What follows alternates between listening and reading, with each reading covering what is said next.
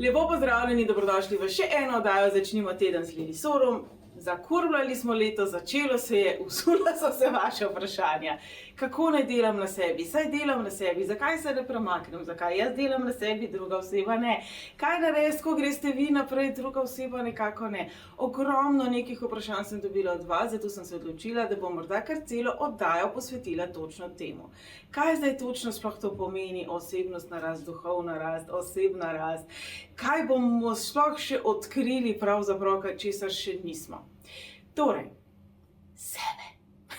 Sebe, dragi moji, odkrivamo tekom celotnega življenja, saj se spreminjamo, okolica se spreminja, izzivi se spreminjajo, retrogradni Merkur je, torej, če se bom motila, je zato kriv Merkurček, a ne? Kako hitro najdemo izgovore, enkratni smo v temu. Enkratni smo v temu, da morda iščemo sebe izven sebe in potem iščemo druge znotraj sebe. Ko govorimo o odnosih, jaz rada rečem, svoje fotokopije ne bomo našli. Svoje kopije nekoga, ki nam bo popolnoma enak, popolnoma podoben in s tem tako zelo usklajen z nami, da kar ne bi mogel biti bolj ali ne bi mogla biti bolj, ne bomo našli. Torej, ne trudimo se najti nekoga, ki bo odražal nas, kajti to ni namen partnerja. Ta namen izpolnjujejo prijatelji, sodelavci, bolj bežni stiki. V numerologiji namreč imamo 5 osebnih števil. Tisti, ki ste bili pri meni na svetovanju, točno veste, da rada rečem v odnosu z osebami.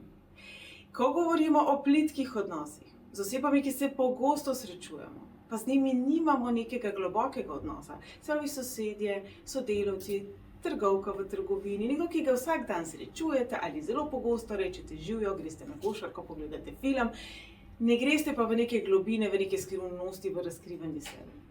Te odnose razlaga število življenjske poti. Partnerske odnose, ljubezenske odnose, prijateljske odnose, odnose z našimi starši, z našimi otroci, z našimi najdražjimi ali najbolj pomembnimi in ključnimi osebami v življenju, pa razlaga število duše. Za tiste, ki morda spremljate to oddajo prvič, naj vam povem, da na moji spletni strani imate obe števili napisani, kako jih izračunate, kaj pomenijo. Veliko pri številu duše pišem tudi o kombinatoriki, privabljeni na mojo spletno stran www.lili-sorum.com, pa klikajte tam po zavihku osebna rast. Veliko prispevkov, veliko delavnic, veliko nasvetov je že tam. Marsikdo mi namreč reče, da ko pride z moje spletne strani, ima občutek, da je že bil na enem takem tečaju, jaz pa velikokrat pozabim morda povedati, da vse te vsebine so vam vedno na voljo. Tudi vi ste sami sebi vedno na voljo, dragi moji. In življenje nam vedno prinese tisto, kar potrebujemo, čeprav se tega morda otepamo. Torej, če kar zavihamo rokave, kaj je tisto, kar vam gre najbolj na živce zdaj? Kaj je tisti očitek, ki bi ga življenju zdaj dali, če bi imeli to možnost? Če bi življenje zakorakalo zdaj tukaj zraven skozi vrata in bi se usedlo k meni, kaj bi mu rekli? Hudirja nazaj, zakaj mi je bilo tega treba? In če se umirite in pogledate za nekaj let nazaj in si prikličete v misli nek dogodek, izgubo, razočaranje, izdajo, morda tudi bolezen, kaj vam je bilo res tega treba? Bo pokazalo samo življenje čez nekaj let, če ga boste spremenili. Marsikdo, ki hudo zboli, ugotovi, da je za sebe zelo slabo skrbel. Pa se prične ukvarjati s športom, z bolj zdravo prehrano, z bolj zdravim načinom čustvovanja, funkcioniranja in si morda v retrospektivo hvaležen za to spremembo. Je že res, da bi bilo bolje, če bi se mi sami od sebe tako spremenili, ne da bi na življenje za všesa, ampak včasih tudi jaz, poglejte se spomnite, 2 leti nazaj, kako hud ugriz, pa kaka huda poškodba prsta. Teorijo vemo vsi, a veste, nikomur ni lažje, nikomur ni težje. Vsi hodimo skozi to življenje, ki je pravzaprav ena velika šola, pa tudi eno veliko darilo. In ta hvaležnost se mi pa zdi, da se je s pričetkom korone nekoliko pričela izgubljati. Težko obdobje je za nami, za marsikoga je korona prinesla težke izgube, težke izzive. Ampak življenje je še vedno darilo. Kaj, če bi se najprej naštelali na to, da je življenje darilo, da smo živi, da še vedno lahko nekaj naredimo, da še vedno lahko nekaj spremenimo. In jaz upam, da razmišljamo o izboljšavi, ne o tem, da vedno znova padamo nazaj v isti vzorec pritoževanja, isti vzorec nekega občutka ujetosti, isti vzorec negodovanja, isti vzorec aktivnosti, ki je morda destruktivna. ali celo pasivnosti. Kajti, ko smo pasivni, se veste, kaj pravijo, ko se ne odločiš, se tudi odločiš, tudi s to pasivnostjo nekaj sporočamo, tudi s to pasivnostjo življenju, vesolju, energiji, sebi, svojemu okolju govorimo. Zdaj pa vi meni povejte, če si predstavljamo srečo, pa ljubezen, pa zdravje, pa radost, pa ustvarjalnost, kot živa bitja. Dajte si jih predstavljati v tem trenutku kot 3 leta stare radostne otročke.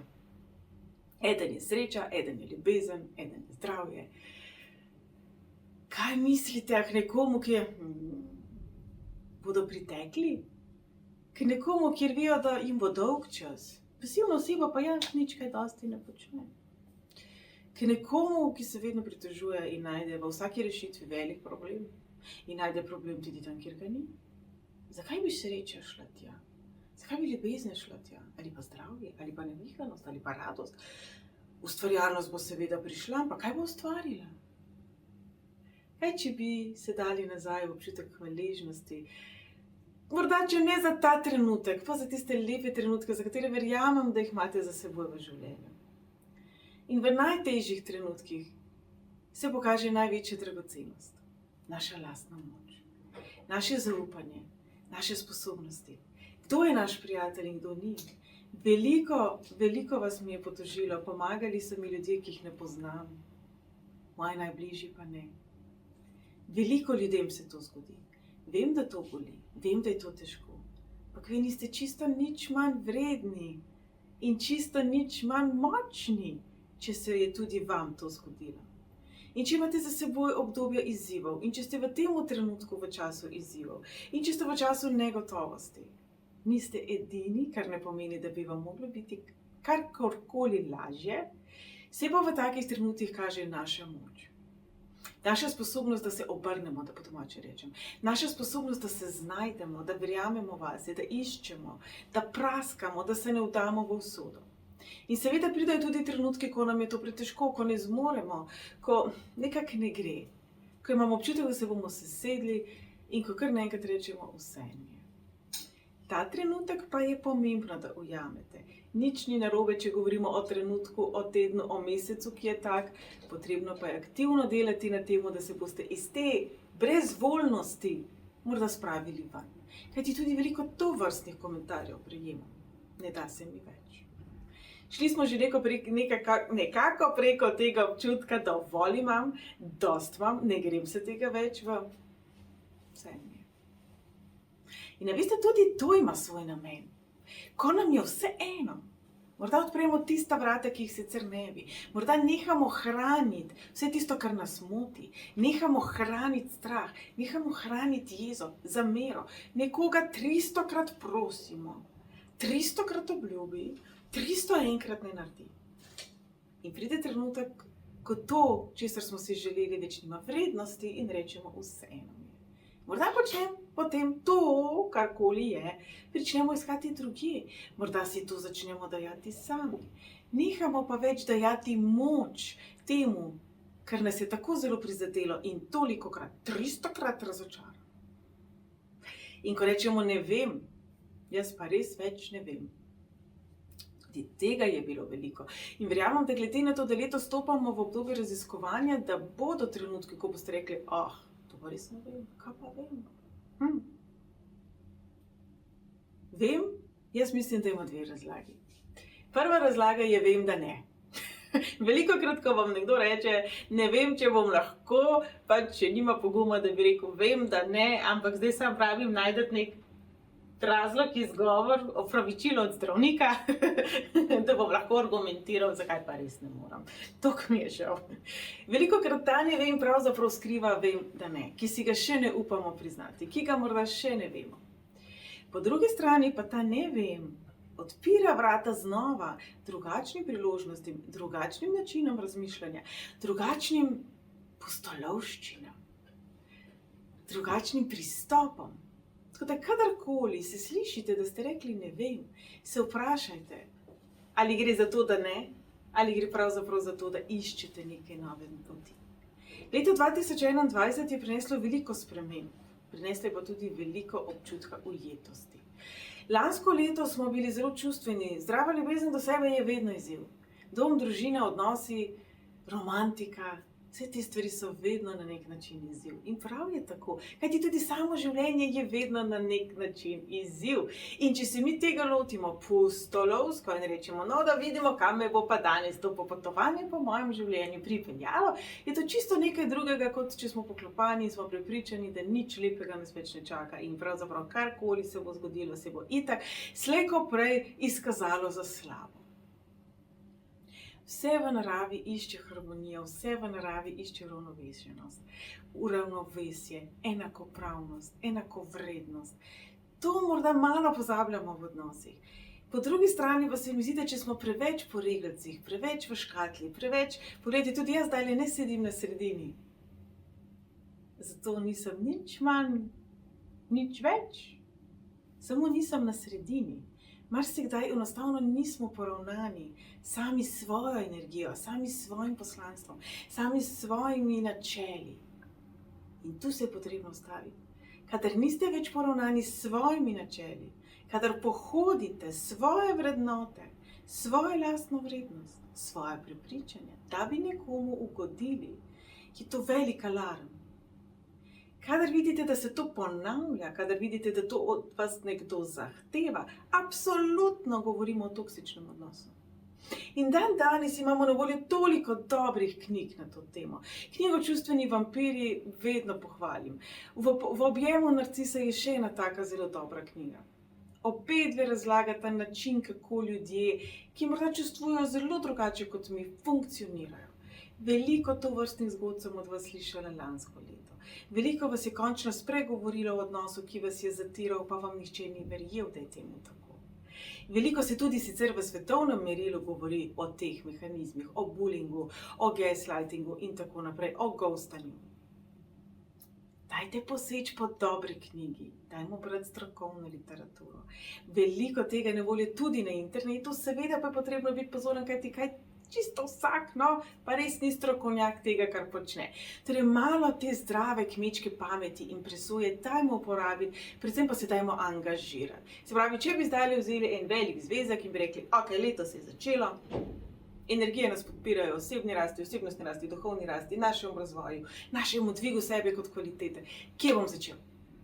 Kaj je prvo, kar vam pride na misel? Če bi se z navdušenjem podali v tole novo leto in rekli, res bom ful naredil na sebi, res bom bral, se bom izobraževal, bom priklical tisto spremembo v življenje, ki si jo želim.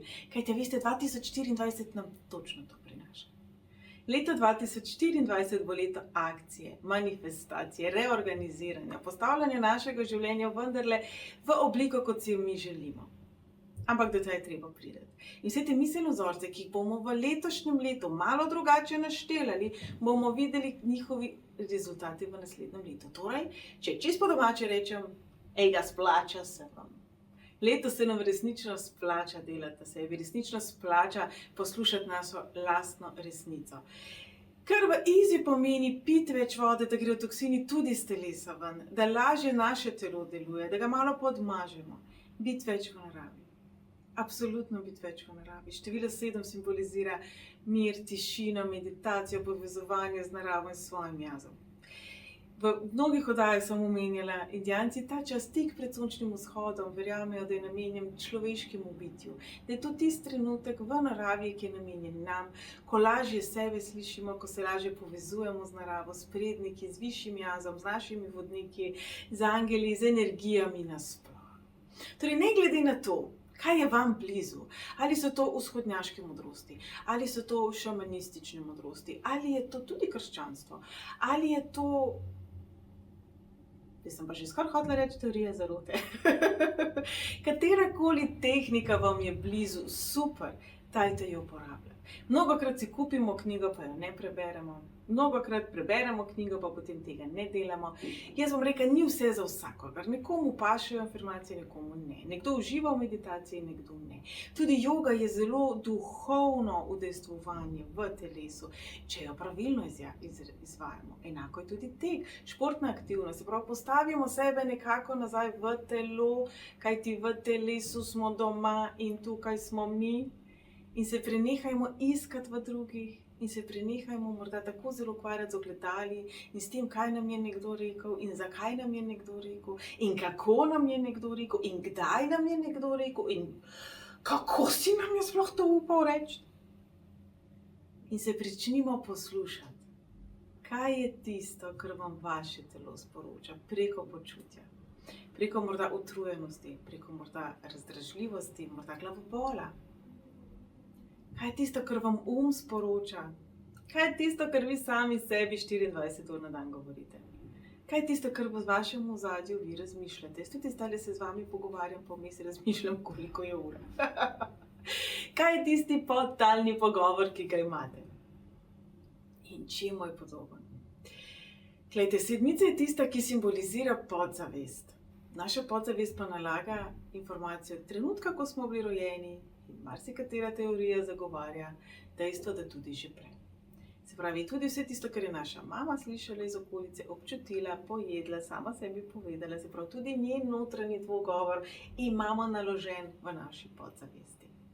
Končnica leta je 3. Naša podzavest, naši primarni vzorci, čustvovanja, razmišljanja, odzivanja, delovne navade, način funkcioniranja, naše primarne definicije, kaj je družina, kaj je dom, kaj je varnost, kaj je ljubezen, kaj je odnos med moškim in žensko oziroma med partnerima. Se rodi, ko smo mi majhni, se oblikuje z nami, ko rastemo, ko smo stari 3 in 5 let. Delovne navade se oblikujejo do 5. leta. Kaj pa mi naredimo? Jaz sem delala v vrtcu 10 let. Mnogokrat slišimo, koliko je majhen, si še ne ve. Brez skrbi, da ti mali čmrli, naši mali črvički, vse vejo. In tudi mi smo vse vedeli. In tudi naša prepričanja so se takrat vtisnila v nas. Seveda je potem težko ven morda iz tega okvirja, ki se je nalagal kot računalnik, zjutraj ga zaženeš in reče, izvoli, to je tvoja programska oprema. Seveda je to potem malo težko spremeniti, ni pa nemogoče. Prvi korak je, da greste nazaj v svoje otroštvo in da z odraslimi očmi se vprašate, kaj ste se vi kot otrok pravzaprav v tem času naučili. Kaj torej je bila vaša tista prva definicija ljubezni, če zdaj gledate svoja starša z vidika partnerskega odnosa? Če gledate vzdušje doma, vaše doživljanje vzdušja doma, preko prizme, kaj sploh je dom? Kaj je občutek varnosti? Kaj je skrb za sočloveka? Kaj se zgodi, če potem tega človeka ne upogamo? Postavljajte si ta vprašanja, raziskujte, kako ste prišli do teh vzorcev, na podlagi katerih še vedno delujete. Tako boste sebe bolj razumeli in tako boste tudi lažje stvari spremenili, ko boste ugotovili, da morda nekaj sploh ni vaše. Pa še nekaj se mi zdi zelo ključno ponoviti. Takrat smo živeli v drugih časih. Tudi naši starši izvirajo iz drugih časov, njihovi starši iz drugih časov. Tehnologija je bila drugačna, način vzgoje je bil drugačen, takratna miselnost je bila drugačna, takratna, bom rekel, tudi morda razgledanost ljudi ali prepričanje, kaj je prav, kaj je narobe, kakšna vzgoja je pravilna in tako naprej. Vse to je bilo zelo drugače. In naš to zna razumeti, naša čustva ne. Naš pa ja. Torej, lansko leto, ko smo bili izrazito čustveni, morda nekih teh stvari ne bi mogli tako, ne bom rekla z lahkoto, ker to vedno ni z lahkoto, ampak ne bi jih lahko dostopali, razumeli in prepisali. Vete, bel list papirja lahko popišemo z veliko barvami, lahko popravimo to, kar je napisano. In v takem času smo. To pravzaprav pomeni rast. Nekaj vzamemo, vidimo, da pač potrebuje spremembo, nadgradnjo, da tako rečemo. Se pravi, pejte nazaj v svoje otroštvo, svoje mladostništvo, svoje prve ljubezenske zveze, svoj prvi neuspeh na poslovnem področju, prvo kritiko, ki ste jo slišali od prijatelja, prijateljice, nekoga, kako boste se počutili varne, sprejete, da rečemo oboževane. Nikomur to ne paše. Jaz verjamem, da redki hodijo po svetu in uživajo v tem, da jih kritizirajo. Torej, vsi imamo nek odpor do tega, vsi imamo moč, to je pa bedno občutek. Pejte nazaj in opazujte, kje in kako ste oblikovali svoje prve definicije, svoje prve mehanizme in potem se ustavite in jih zapišite čim bolj podrobno. In na to se vprašajte, ali to še vedno velja.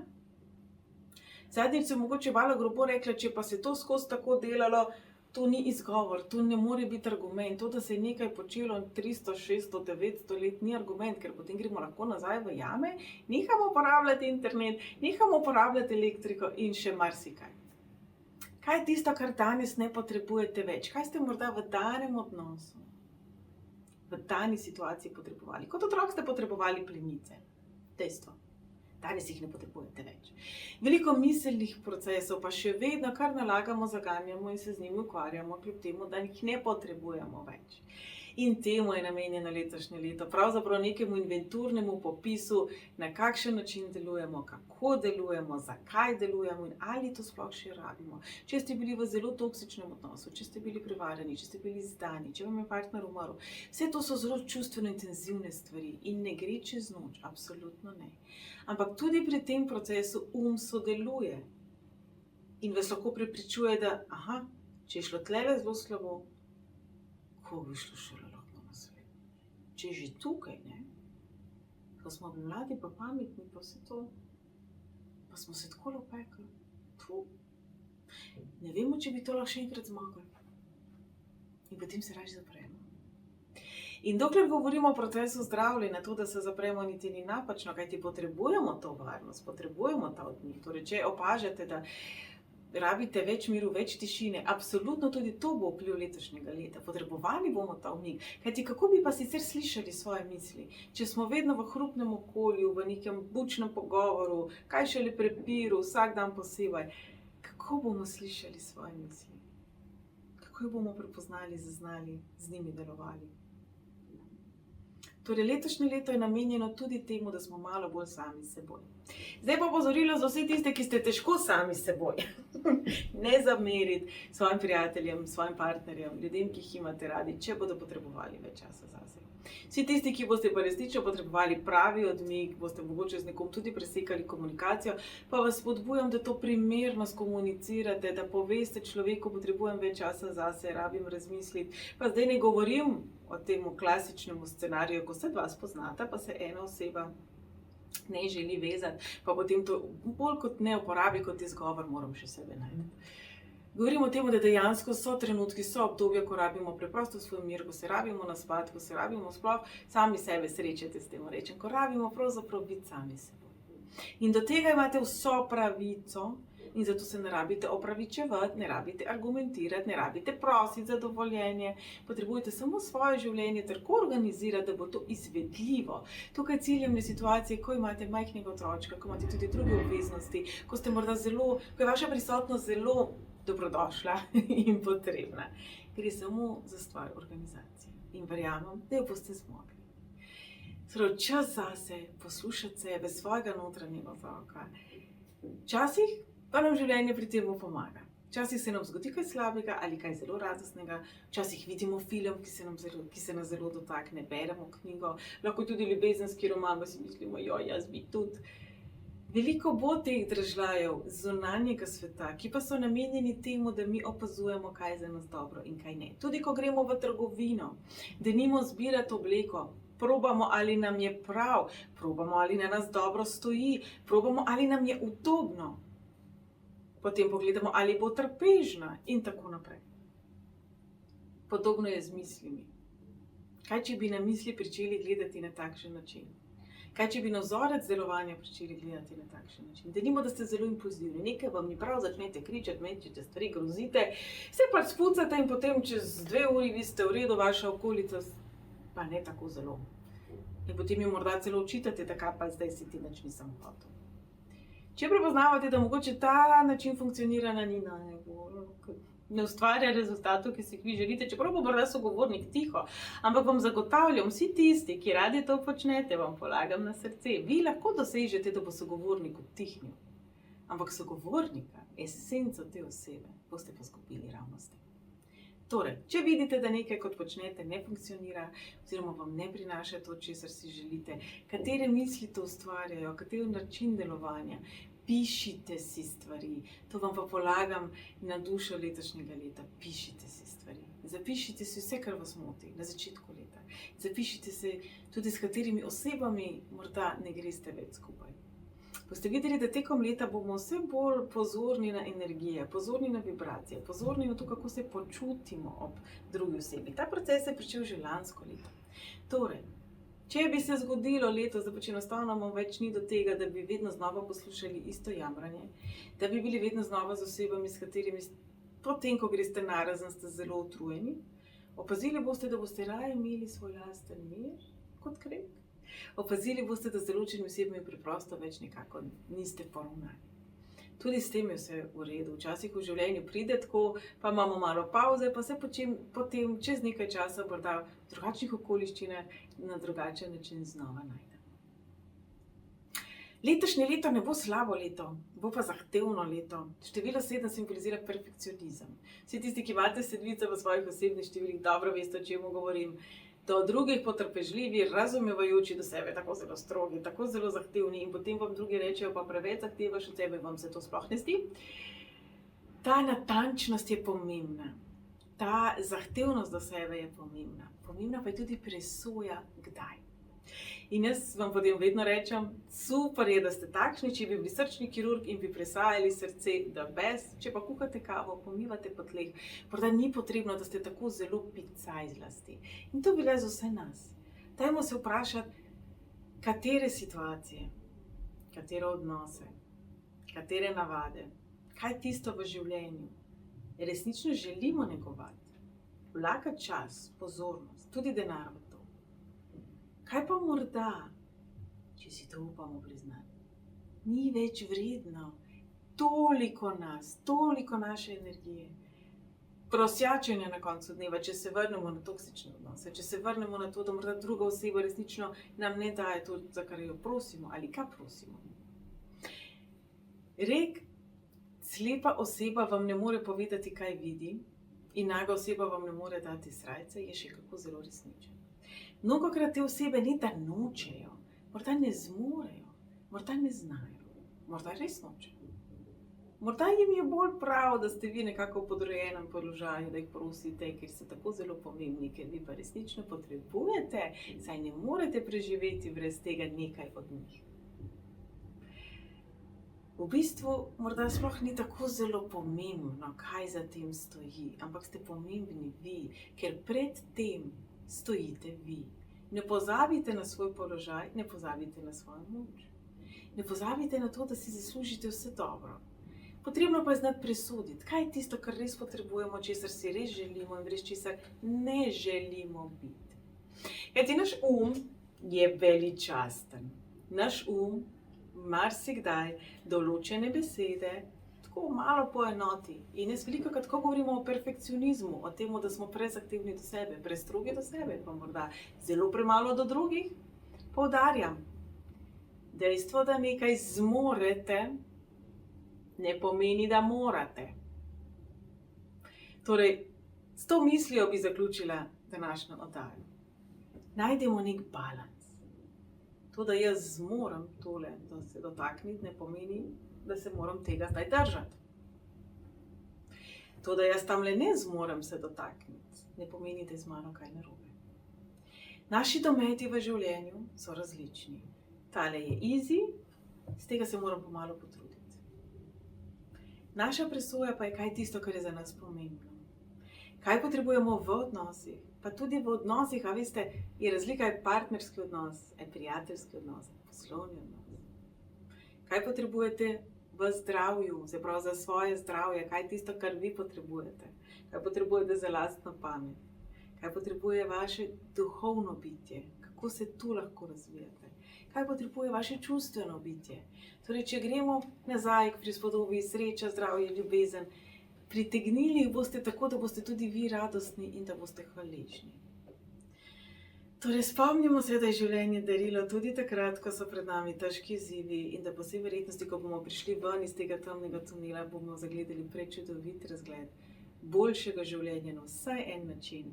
In podobno nam nekako polaga na srce letošnje leto. Prehodimo letošnje leto po poteh osebnostnih izzivov, duhovnih izzivov, z zaupanjem, da smo v redu. Prevetrimo svoje prioritete, vrednote in na noben način svoje integritete ne dajemo drugim. Torej, dragi moji, jaz upam, da je bilo tole koristno, uporabno. Še enkrat bom ponovila, na moji spletni strani je ogromno prispevkov, ogromno tudi delavnic, takšnih in drugačnih. Verjamem, da boste tudi tam našli še kaj zanimivega in koristnega. Želim vam fantastičen teden, predvsem pa imejte sebe radi.